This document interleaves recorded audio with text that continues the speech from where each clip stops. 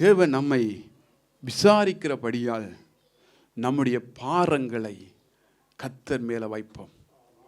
அல்லேலூயா, அல்லேலூயா. தேவன் எங்களை விசாரிப்பராக இருந்தால் வெற்றியை கொடுப்பார். அல்லேலூயா, அல்லேலூயா.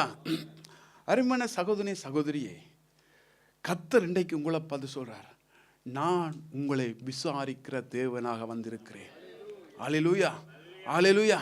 உங்களை விசாரிக்கிறவராக வந்திருக்கிறேன். ஆமென், அல்லேலூயா. மனிதன் விசாரிக்கிற மாதிரி அல்ல, தேவன் எங்களை விசாரிக்கிறவர். அல்லேலூயா.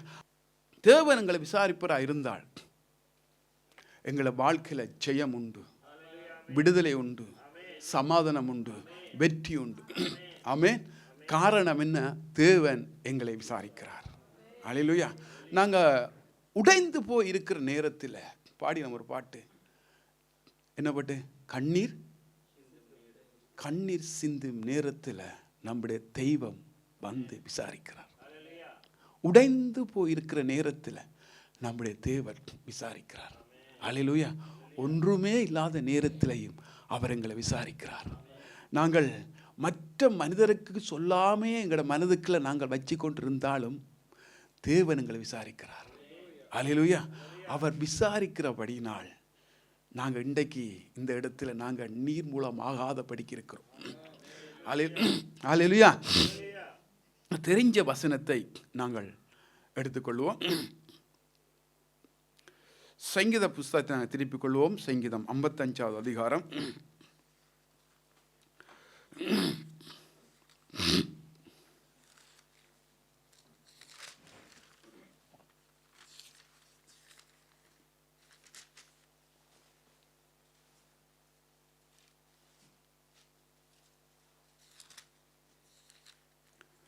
ஐம்பத்தஞ்சாவது பக்கத்திலே 22வது வசனத்தை, கர்த்தர் மேல் உன் பாரத்தை வைத்து விடு, அவர் உன்னை ஆதரிப்பார், நீதிமானை ஒருபோதும் என்னமா தள்ளவிட்டார். அல்லேலூயா, அல்லேலூயா. அருமையான சகோதரி, சகோதரி, காலையில் நான் ஜெபிக்கும் பொழுது ஆண்டவரிடத்தில், ஆண்டவரே இன்றைக்கு நீர் என்ன பேச சித்தமா இருக்கிறீங்கன்னு கேட்ட பொழுது ஆண்டவர் இந்த வார்த்தையை எனக்குள்ள போட்டார். அல்லேலூயா, அல்லேலூயா. அப்ப வேதம் என்ன சொல்லுது? அதாவது கர்த்தர் மேல உன் பாரத்தை வைக்க சொல்றார் ஆண்டவர். ஏன் அவர் எங்களுடைய பாரத்தை தன் மீது வைக்க சொல்றார்? சொல்லுங்க. கர்த்தர் மேல உன் பாரத்தை வைக்க சொல்றார். ஆண்டவர் சொல்றார், உன்னுடைய பாரத்தை மகளே, மகனே, என் மீது வை, எனக்கு தெரியப்படுத்து. ஏன் அவர் அப்படி சொன்னார்? ஒரு வசனத்தை அழகா சொல்றார், அவர் எங்களை விசாரிக்கிறபடியால். கரங்களை தட்டுங்க. அல்லேலூயா. அவர் எங்களை விசாரிக்கிறபடியினால் தான் ஆண்டவர் உங்களுடைய பாரத்தை கர்த்தர் மேல வைக்க சொல்றார். அல்லேலூயா. 1 பேதுரு 5:7 அதை வாசிங்க. அவர் உங்களை விசாரிக்கிறபடியால் உங்கள் கவலைகள் எல்லாம் அவர் மேல வைத்து விடுங்கள். அல்லேலூயா. அப்ப தேவன் விசாரிக்கிறபடியினால் தான் ஆண்டவர் சொல்றார், உன்னுடைய பாரத்தை என் மேல வை, நான் விசாரிக்கிற தேவனாக வந்திருக்கிறேன். அல்லேலூயா. பொய் குற்றங்களை சொல்லி குற்றம் செய்யாதவர்களை குற்றப்படுத்துவார்கள் மனிதர்கள். குற்றம் செய்யாதவர்களை பார்த்து சொல்வார், நீ குற்றம் செய்தாய். அநேக மனிதர்கள் அப்படியான வார்த்தைகளை சொல்லி நோகடித்திருக்கிறார்கள், வேதனைப்படுத்தியிருக்கிறார்கள், துக்கப்படுத்தியிருக்கிறார்கள். மனிதனுடைய விசாரணை சீரோ, மனிதர்களை விசாரிப்பான அந்த சீரோ. ஆண்டவர் சொல்றார், உன்னுடைய பாரத்தை மகளே நீ என் மீது தெரியப்படுத்து, எனக்கு தெரியப்படுத்து. நான் தான் வானத்தையும் பூமியை படைத்த கர்த்தர், நான் தான் விசாரிக்கிற கர்த்தர். அல்லேலூயா, அல்லேலூயா. விசாரிக்கிற ஒரு பக்கத்தில் இருக்கிறார். அல்லேலூயா. விசாரிக்கிற எங்க இருக்கிறாராம்? பக்கத்தில் இருக்கிறார். அல்லேலூயா. கண்ணீர் சிந்தும் நேரத்தில் என்னமா தாயுமானீரே. அப்ப பாருங்க என்னமா, கண்ணீர் ஒரு மகள் ஒரு பிள்ளை அழுதால் முதலாவது ஓடி வாரது தகப்பன் அல்ல. எத்தனை ஆமதிக்கிறீங்க? ஒரு பிள்ளை கீழே விழுந்தா என்ன செய்யும்? அம்மா அப்பான்னு கூப்பிட மாட்டார். எவ்வளவு வசதி பிடிச்சு கல்யாணம் செய்து வச்சாலும், மில்லியன் கடத்துல காசு கொடுத்து திருமணம் செய்தாலும், கணவன் விழுந்தாலும் மனைவி விழுந்தாலும் அம்மான்னு தான் கூப்பிடுவாங்க. கணவன் என்று கூப்பிட மாட்டாங்க, மனைவி என்று கூப்பிட மாட்டாங்க, அம்மா. ரெண்டாவது தான் தகப்பன். அல்லேலூயா, அல்லேலூயா. ரெண்டாவது தான் தகப்பன். அவரான் ஓடி வந்து என்னப்பா நடந்தது, கடைசியத்தான் அவரோடி வருவார். அப்ப ஆண்டவர் எங்களுக்கு தகப்பனாக இருக்கிறார், தாயா இருக்கிறார். அதனாலதான் அவர் எங்களை விசாரிக்கிறார். அல்லேலூயா. ஒவ்வொருவருக்கும் ஒவ்வொரு பிரச்சனை இருக்கிறது. ஒவ்வொரு மனிதனுக்கும் ஒவ்வொரு பிரச்சனை இருக்கிறது. அதை நாங்கள் மனிதனிடத்தில் நாங்கள் சொல்லுவோமா இருந்தால் அது நல்ல பலன் நமக்கு வராது. அது தேவனுக்கு தெரியப்படுத்தும் பொழுது அவர் எங்களுக்கு நல்ல பலனை கொடுப்பார். அல்லேலூயா, அல்லேலூயா.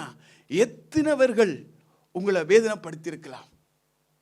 நீதான் காரணம், இந்த காரியம், இந்த விஷயத்துக்கு உன்னால இந்த பிரச்சனை வந்தது, உன்னால இந்த பிரச்சனை வந்தது, நீ இந்த இடத்துக்கு வந்திருக்க, இந்த பிரச்சனை வந்திருக்காது. மனிதனுடைய நியாய தீர்ப்பு சீரோ. அல்லேலூயா. எத்தனை மனிதர்கள் துக்கப்படுத்துவார்கள். அருமையான சகோதரிய சகோதரி, கர்த்தர் சொல்றார், நான் விசாரிக்கிறவராக இருக்கிறேன். அல்லேலூயா. அதான் சொல்ற ஆண்டவர், அவர் உங்களை விசாரிக்கிறபடியினால். அல்லேலூயா. நாங்க தனிமையா இருந்து நீங்க எத்தனை அழுது இருக்கிறீங்க, வேதனைப்பட்டு இருக்கிறீங்க, துக்கப்பட்டு இருக்கிறீங்க. ஆண்டவர் இந்த வசனத்துக்காக நான் ஜெபம் பண்ணிட்டு படுத்துட்டேன். ஒரு கொஞ்ச நேரம் படுத்து கிடக்க விடியப்புறம் பிசாசு வந்து என்ன பிடிக்கிறான். ஒரு பிடியும் பிசாசு இருக்கிறானா இல்லையா? முதலாவது கேட்பா, இருக்கிறன்ற அலையிலையா இல்லையன்ற ஒரு அலையிலையா? ரெண்டும் இல்லை. இப்போ நான் உங்களுக்கு திரும்ப கேட்குறேன், பிசாசு இருக்கிறானா இல்லையா? கேட்கலையா? இருக்கிறான். இல்லையன்ற ஒரு அலையிலையா? இருக்கிறான். சில ரெண்டும் சொல்ல மாட்டேன், வாய் துறக்க மாட்டேன், வாய் துறக்க மாட்டேன். இருக்கிறானா? இல்லையா? வாய் துறக்க மாட்டேன். அப்ப பிசாசு இருக்கிறான். அவன் வந்து என்ன அமர்த்தினான். அது வளமையாக நடக்கிற விஷயம்தான். இருந்துட்டு சின்ன டச் பண்ணுவான். அப்போ அவன் வாடுறது இந்த காதில் மெல்லிய சத்தம் கேட்குது. அதாவது எப்படி என்றா, அந்த காற்று அந்த எப்படி அந்த காற்று சத்தம் கேட்கும், அப்படி வருது. அப்போ என்னால் எழும்பி செவம் பண்ணிட்டு படுத்துட்டேன். 2-3 மணிக்கு தான் படுத்துதான். அதையும் படுக்க வேணாம்னு பிசாசு நிற்கிறான், நீ அதையும் கொள்ளாத நிற்கிற. அப்போ அந்த சத்தத்தை கேட்க எனக்கு தெரியுது, அவன் வந்து என்னை தாக்க போகிறான்னு எனக்கு தெரியுது. ஆனாலும் என்னுடைய பலவீனத்தின் மித்த நான் படுத்துட்டேன். ஆண்டவர் முன்கூட்டியே சொல்லிட்டார். என்னுடைய சரீர பலவீனமாக இருந்த நேற்றைய நாளில் மிகவும் பலவீனத்தின் மத்தியில் நான் படுத்துட்டேன். காலையெல்லாம் படுத்தான், விடியப்புறம் படுத்தான். ஒரு 7 மணிக்கும் பிசாசு வாரான். இரவு இல்லை, 7 மணிக்கும் வரான். பாலிய பிள்ளைகளே மறந்துடாதீங்கள், இரவுல தான் பிசாசு வருவான்னு இல்லை, பட்ட பகல வருவான். பட்ட பகல வந்து கை கொடுப்பான். பாலிய பிள்ளை கேட்பான், பிசாசு இருக்கிறானா இல்லையா? அல்லேலூயா. பிசாசு இருக்கிறானா இல்லையா? சாம், பிசாசு இருக்கிறானா இல்லையா? இருக்கிறான். அவர் ஒத்துக்கொள்றார். அப்ப என்ன நான் சொல்ல வரேன்டா, இந்த பிசாசு என்ன செய்வான் என்று சொன்னா, எப்ப கிறிஸ்தவர்களை விழுங்கலாம் என்று அவன் பகை தேடுகிறான். அவனை எப்படியாவது நோக பண்ண வைக்கணும், விசுவாசிகள் நோக பண்ண வைக்கணும், வியாதி உள்ளவனா மாற்ற வேண்டும், துக்க மனிதனா மாற்ற வேண்டும் என்று அவனுடைய வேலை. அல்லேலூயா. அப்ப பாருங்க, இப்ப நான் ஜெபம் பண்ணிட்டு படுத்துட்டேன், பிசாசு வந்துட்டான். என்னால காலும் மாடுதில்லை, கையும் மாடுதில்லை. அப்படி ஃபீலிங் இருக்குதா உங்களுக்கு? யாராவது அப்படி இருந்திருக்குதா? சிஸ்டர் கை சுத்துங்க. அவங்களா? ரஞ்சினி சிஸ்டருக்கு தெரியும் அந்த ஃபீலிங். சொல்லுங்க சிஸ்டர், அப்படி சும்மா. பக்கத்தில் மனுஷி இருந்தாலும் ஒன்றுமே செய்யலாது. பிள்ளை இருந்தாலும் ஒன்றுமே செய்யாது. மரணப்படுக்கையில் தான். அதுக்கு பிறகுதான் என்ன அமர்த்திட்டு போறான். வெள்ள எழுப்பி சொன்னான், என்ன வந்து அமர்த்திட்டான். அவன் வந்து அமர்த்தேக்க எங்களோட வைஃப் கை மாய் தான் கிடந்துச்சு. ஹல்லேலூயா. அப்ப காலையில் சொன்னார், அவன் வேஷ மாறி வருவான், அவன் எப்படி தந்திரமா வருவான்னு அவனுக்கு தான் தெரியும். அப்ப இந்த ஆவியில தெரியுது, ஆண்டவர் சொல்றார், அது மனைவி இல்லையாப்பா, பிசாசப்பா. இன்றைக்கு நடந்தது ரியல், உண்மையா நடந்தது. அவங்களோட கை மாதிரி எனக்கு தோன்றுது. அப்ப என்ன செய்யறது ஆண்டவரே, அது மனைவி இல்லையடாப்பா. நான் எழும்பி கொஞ்ச நேரம் என்னால அதுக்கு பிறகு போசாத்தானே போசாத்தானே, ஆனா எல்லாமே கட்டி போட்டு ஜெபம் பண்ணிட்டு படுத்துட்டேன். ஆனா அந்த பலவீனத்தை பார்த்து சத்துரு கை வைப்பான். பலவீனம் எங்க இருக்குன்னு கண்டுபிடிப்பான். நீங்க நினைக்கலாம், ஜெபிக்கிறவனுக்கு என்ன பிசாசு, உபவாசம் பண்றவனுக்கு என்ன பிசாசு? அவனுக்கு தான் பிரச்சனை. உபவாசம் பண்ணாதவன், ஜெபிக்காதவன் என்ன செய்வானா, பிசாசு தோளில் கையை போட்டு, வாடா தம்பி, என் நண்பனே, என் பிரதரே, என் ஃப்ரெண்டு, அவனுக்கு பிசாசுன்னு தெரியாது, பரிசுத்தாவினும் தெரியாது. ஏனென்றா அங்கே ஜெபம் இல்லை, உபவாசம் இல்லை, ஒன்றுமே இல்லை. எல்லா பார்வைக்கும் எல்லாமே தான் கிடக்கும். ஆனால் உபவாசத்தில் ஜெபத்தில் நீங்கள் இருக்கும் பொழுது சத்துரு வருவான். அல்லேலூயா. நீங்கள் குடும்பமாக சந்தோஷமாக கதைச்சு கொண்டிருக்கிறீங்க, நன்றாக கவனிங்க. குடும்பமாக பிள்ளையோட சேர்ந்து கதைச்சு கொண்டிருக்க, திடீரென்று ஒரு பிரச்சனை வரும். மனைவியோ இல்லாட்டி ஹஸ்பண்டோ ஒரு சின்ன வார்த்தை போடும், இருதயத்தில் குத்தப்பட்ட மாதிரி வந்துடும். இல்லையா? இருக்குது. அதுதான் பிசாசின் கிரிய தந்திரம். அல்லேலூயா. நீங்கள் குடும்பமாக கதைக்கிறீங்க, பிள்ளையோ ஆறாவது மனைவியோ கணவனோ ஒரு வார்த்தை சொல்லிட்டாங்க, அது உங்களோட இருதயத்தில் குத்தும்.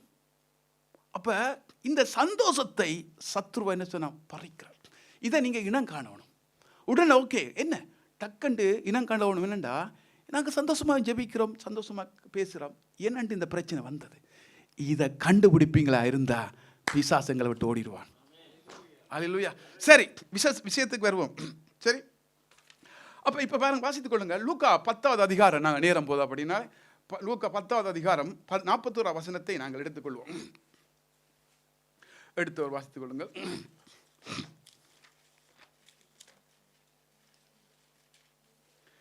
இயேசு மாத்தாளே, மாத்தாளே, நீ அநேக காரியங்களை குறித்து காவலைப்பட்டு கலங்குறாய்.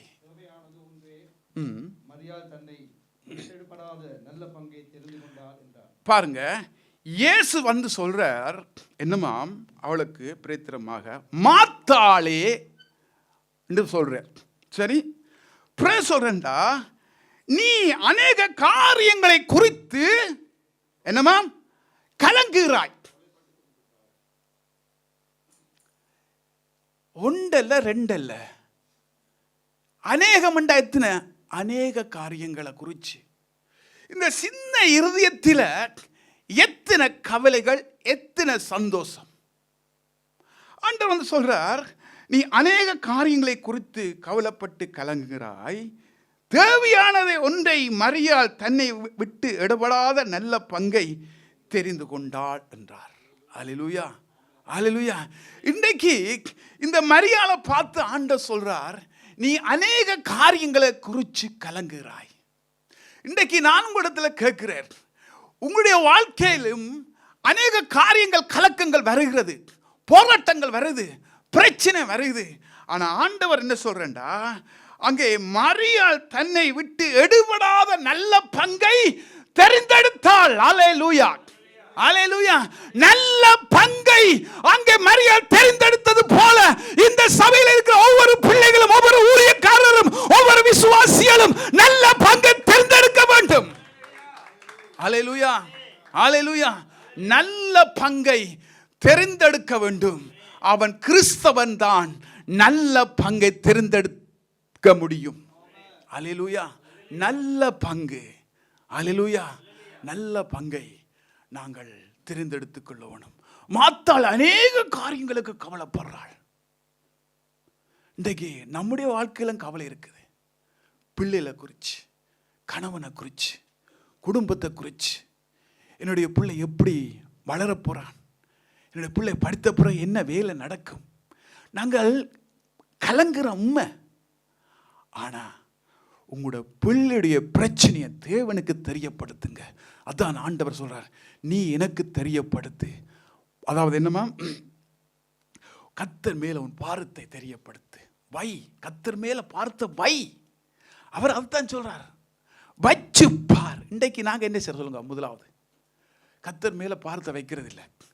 நல்ல உயிர் நண்பன் என்று போய் சொல்லுவோம். என்ற உயிர் நண்பனுக்கு எல்லா பிரச்சனையும் சொல்லுவோம். சொல்லப்போனால் இருதயத்தை கலட்டி எடுத்தாலும் கொடுத்துருவோம். அப்படி எடுக்க முடிஞ்சால் கலட்டலாம். அப்படி ஒரு உயிர் நண்பன் என்று சொல்லுவாங்க. அந்த உயிர் நண்பன் தான் நஞ்சு. 12 சீசரில் ஆண்டவர் பேர் சொல்லி அழைச்சார். அவன் இயேசுக்கு நஞ்சா மாறினான். அதுக்காக நாங்கள் உங்களை யாரையும் ஃப்ரெண்ட்ஸை பிரிக்கவில்லை. வேத வசனம் சொல்லுது, நீங்கள் நல்ல ஃப்ரெண்ட்ஸாக இருங்க. நல்ல விஷயம். ஆண்டவர் 12 சீசன் பெயர் சொல்லி அழைச்சார். கடைசியாக ஆண்டவருக்கு ஜூதாஸ் விரோதம் எழும்பினான். அல்லேலூயா. அந்த இடத்துல 12 சீசரில் அங்கே 11 பேரும் நல்ல பங்கை தெரிந்து கொண்டாங்க.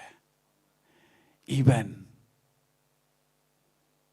பணத்தை தேடி, பொருளை தேடி, உலக ஆசையை தேடி ஓடினதுனால அவருடைய மரணமே வந்து விட்டது. கர்த்தரோட வாழ்ந்தான், கர்த்தரோட இருந்தான், கர்த்தரை விட்டு தூர போயிட்டான். இன்னைக்கு நானும் நீங்களும் எடுக்க வேண்டிய நல்ல பங்கு, நான் உண்மையாக நல்ல பங்கு எடுத்தனா என் பிள்ளைக்கு நான் நல்ல பங்கை காட்டுவேன். நான் நல்ல பங்கு எடுக்கவில்லை என்று சொன்னா அநேக காரியங்கள் குறித்து கவலைப்படுவேன். நான் நல்ல பங்கு எடுக்கணும். அல்லேலூயா, அல்லேலூயா. அப்ப நான் நல்ல பங்கு எடுத்தா தான் என்னுடைய பிள்ளைகளுக்கு நல்ல நல்ல பங்கை விதைக்கலாம். நான் நல்ல பங்கு எடுக்காம நான் கவலைப்பட்டு கொண்டு இருந்தா நான் கழுத தேஞ்சு கட்டெரும்பாயிருவேன். அதனால தயவு செய்து ஒவ்வொருவனுக்கும் கவலை இருக்கிறது, பாரம் இருக்கிறது. அதை தேவனுக்கு தெரியப்படுத்துங்க. உபவாசம் பண்ணுங்க, ஜெபம் பண்ணுங்க, கவலையை மறந்துடுங்க. கஷ்டம்தான். இந்த கவலை உங்களை விட்டு போக வேணும் என்று சொன்னால் உபவாசம் பண்ணி ஜெபம் பண்ணி பாருங்க. ஆண்டவர் உங்களோட பேசுவார். அதில் எந்த ஒரு மாற்றம் இல்லை, எந்த சந்தேகம் இல்லை. கவலை உங்களோட இருதயத்தில் வருமா இருந்தா, உங்களோட பிள்ளைகளை குறிச்சோ, உங்களோட கணவனை குறிச்சோ, உங்களோட மனைவியை குறிச்சோ கவலை ஒன்று வருமா இருந்த ஒரு உபவாசம் போடுங்க. ஒன்றும் மறந்துடாதீங்க. உபவாசமும் ஜெபமும் இல்லை என்று சொன்னால் நாங்கள் கவலைப்பட்டு கொண்டே இருப்போம். வாழ்நாள் முழுவதும் கவலைப்பட்டு கொண்டிருப்போம். ஜெபத்தில் இருங்க, உபவாசத்தில் இருங்க. கவலைகள் எல்லாவற்றையும் கர்த்தர் கம்ப்ளீட்டா மாற்றுவார். அல்லேலூயா. கவலை கண்ணீர் எல்லாம் கம்பீரமா மாற்றுவார். அல்லேலூயா, அல்லேலூயா. அருமையான சகோதரனே, சகோதரியே, அங்கே அநேக காரியங்களை குறித்து இண்டியிலிருந்து நீங்கள் கவலைப்படக்கூடாது. அல்லேலூயா. அங்கே மரியாதை போல நல்ல பங்கை நீங்கள் தெரிந்தெடுங்க. அல்லேலூயா. நல்ல பங்கை கர்த்தருக்கென்று தெரிந்தெடுங்க. கர்த்தர் உங்களோட பிள்ளைகளை நல்ல பங்காக, நல்ல பிள்ளைகளாக, நல்ல ஊழியக்காரராக, நல்ல தேவ பிள்ளைகளாக கர்த்தர் மாற்றுவார். அல்லேலூயா. அது யாரிடத்தில் இருக்குது? தேவனிடத்தில் அல்ல, உங்களிடத்தில். அல்லேலூயா. நீங்களான் முன்மாதிரியா பிள்ளைகளுக்கு இருக்க வேண்டும். அப்போதான் நல்ல பங்கு பிள்ளைகளுக்கு கிடைக்கும். நல்ல பங்கை நீங்கள் பிள்ளைகளுக்கு காண்பிக்காவிட்டால் அந்த பிள்ளைகள் நல்ல பங்கை பெற்றுக்கொள்ள மாட்டார்கள். தகப்பன் எங்களுக்கு நல்ல பங்காக இருக்கிறார், இயேசு எங்கள் நல்ல பங்காக இருக்கிறார். அப்போ நாங்கள் பிள்ளைகளுக்கு நல்ல பங்கை காண்பிக்கும் பொழுது அந்த பிள்ளைகள் நல்ல வழிக்கு போவார்கள், நல்ல பாதைக்கு போவார்கள். அல்லேலூயா, அல்லேலூயா, அல்லேலூயா. அங்கே யோசேப்பு, அங்கே யாக்கோப்பு யோசேப்பை வளர்த்த வளர்ப்பு அழகாக கர்த்தர் வளர்த்தார், நேர்த்தியா வளர்த்தார். சிம்சோனுடைய தாய்க்கு பிள்ளை இல்லை. சிம்சோன் என்ன நடந்தது? யோசேப்புக்கு என்ன நடந்தது? அருமையான சகோதரனே, சகோதரி, இந்த கடைசி நாட்களில் பிள்ளைகளுக்காக ஜெபம் பண்ணுங்க. உங்களுடைய பிள்ளைகளுக்கு நீங்க ஜெபிக்கிற மாதிரி அல்ல. நீங்க சொல்லலாம், பிரதர் ஜெபம் பண்ணுங்க பிள்ளைகளுக்காக. நான் ஜெபம் பண்ணுவேன் இல்லையென்று இல்லை. ஆனால் நீங்கள் ஜெபிக்கும் பொழுது, கண்ணீர் விட்டு பிள்ளைக்காக ஜெபிக்கும் பொழுது பரலோகத்தில் இருக்கிற வாசல் திறக்கப்படும். அல்லேலூயா. பரலோகத்தில் வாசல் திறக்கப்படும். பிள்ளைகளுக்காக ஜெபிக்கிற மனுஷர்கள், பிள்ளைகளுக்காக ஜெபிக்கிற தாய் தகப்பனுடைய பிள்ளைகள் கர்த்தர் உயர பறக்க வைப்பார். நான் என்னுடைய அனுபவத்தில் நான் சொல்லுவேன். அல்லேலூயா. நான் என்னுடைய அனுபவத்தில் சொல்லுவேன், எந்த தாய் தகப்பன் தன்னுடைய பிள்ளைகளுக்காக பாரத்தோடு ஜெபிக்கிறார்களோ அவர்களை கர்த்தர் தானியேலை போலவும் அங்கே எஸ்தரை போலவும் அங்கே கர்த்தர் உருவாக்குவார். அது தாய் தகப்பனிடத்தில் அந்த கையில கர்த்தர் பொறுப்பு கொடுத்திருக்கிறார். அல்லேலூயா. அல்லேலூயா. தாய் தகப்பனிடத்தில் கர்த்தர் கொடுத்திருக்கிறார். அதனால தாய் தகப்பனாகிய நீங்கள் அந்த பொறுப்பை எடுத்து நடத்துங்கள். கர்த்தர் அந்த காரியங்களை வாய்க்க பண்ணுவாராக. ஆமேன். அதில் நேரங்கள் போதப்படினா கடைசியாக ஒரு வசனத்தை வாசித்துக் கொள்ளும். நேரங்கள் போதப்படினா நீதிமொழிகள் 12:25 வாசித்துக் கொள்வோமா? நேரம் போதாதபடினால் நீதிமொழிகள் 12வது அதிகாரத்தை எடுத்துக்கொள்வோமா? 12:25.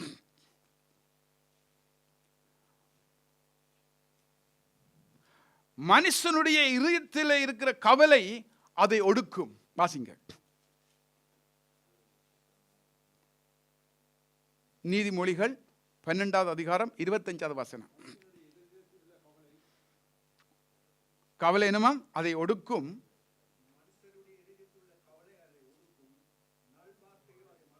நல்ல வார்த்தைகள் அதை மகிழ்ச்சியாக மாற்றுமா.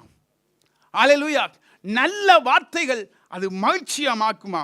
மனுஷனுடைய இதயத்தில் உள்ள கவலை அதை ஒட்டுக்கும். மனுஷனுக்குள்ள இருக்கிற கவலை மனுஷனை ஒட்டுக்கும். அல்லேலூயா.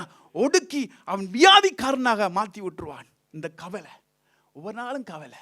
என்னத்துக்கு கவலைப்படுறன்னு தெரியாது. கவலை என்ன? கவலையா இருக்கிறான். கவலையா என்ன கவலை? கவலையா இருக்கிறான்.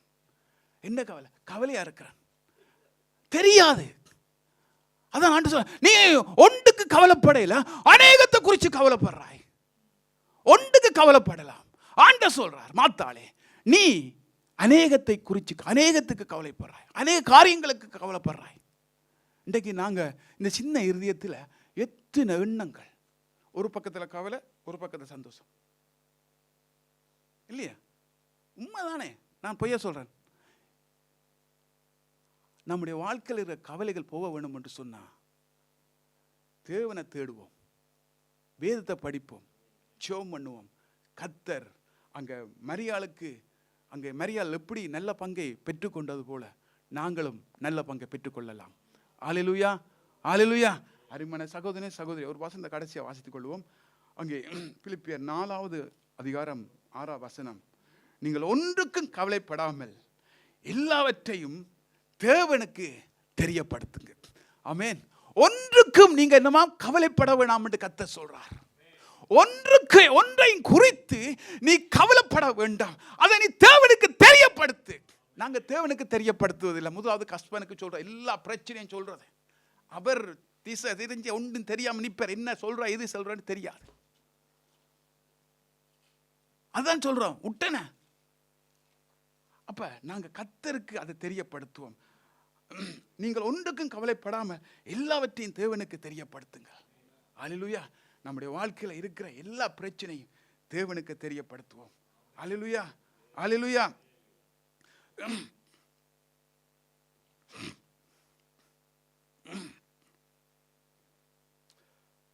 பிலிப்பியர் 4:16 சொல்லுது, ஒன்றுக்கும் கவலைப்படாமல் எல்லாவற்றையும் குறித்து உங்கள் விண்ணப்பங்களை ஸ்தோத்திரத்தோடு கூடிய ஜெபத்தினாலும் வேண்டுதலினாலும் தேவனுக்கு தெரியப்படுத்துங்கள். ஆமென். அல்லேலூயா.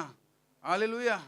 அந்த 1 சாமுவேல் 9:20 3 நாளைக்கு முன்னே அங்கே காணாமல் போன கழுதியை என்னமாம் ஆண்டவர் அதை பிடித்து கொடுத்தார், காண்பிச்சார். அப்ப சவுல் இந்த கழுதைக்காக கவலைப்படுறார். சவுளுடைய வேலைக்காரன் என்னமா கவலைப்படுறான். ஐயோ அந்த கழுதை போயிட்டு கவலைப்படுறான். ஒரு கவலை வந்து விட்டது. என்னென்று இந்த கழுதையை கண்டுபிடிக்கிறது? ஒரு கவலை, ஒரு பாரம்.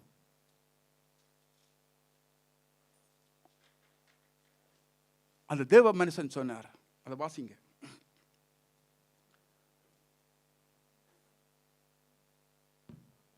சாமுவேல் 1:9-20. ஒருவர் எடுத்துக்கொள்ளுங்க. சாமுவேல் 10:2. நான் முடிக்கிறேன். 9:20 3 நாளைக்கு முன்னே 9:20 எடுங்க. 1 சாமுவேல் 9:20. நீ இன்றைக்கு என்னை விட்டு போகிற போது எது வாசிக்கிறீங்கள்? பென்யமீன் எல்லையாகிய 9:20 வாசிங்க. 9:20. 3 நாளைக்கு முன்னே காணாமல் போன கழுதை 9:20.